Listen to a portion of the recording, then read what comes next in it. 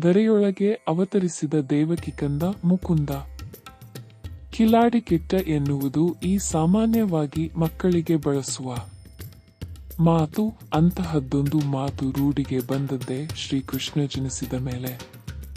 ಚಂದ್ರವಂಶದವರಾಗಿಯೂ ಸ್ವತಃ ಸೋದರಮಾವ ರಾಜನಾಗಿದ್ದರೂ ಅದೇ ಸೋದರಮಾವ ದೆಸೆಯಿಂದ ಕೃಷ್ಣ ಹುಟ್ಟಿದ್ದು ಸೆರೆಮನೆಯಲ್ಲಿ ಗಾಢಾಂಧಕಾರದ ಗೂಡಿನಲ್ಲಿ.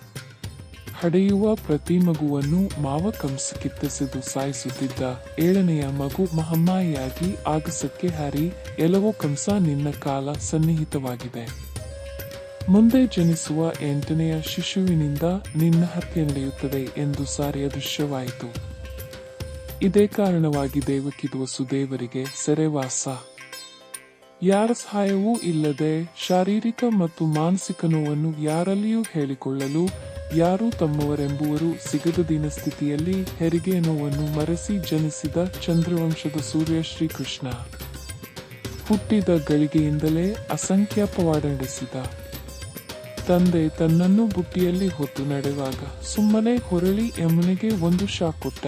ಯಮುನೆ ಅರ್ಧ ಭಾಗವಾಗಿ ದಾರಿ ಬಿಟ್ಟಳು ಬಡಪಾಯಿ ವಸುದೇವನಿಗೆ.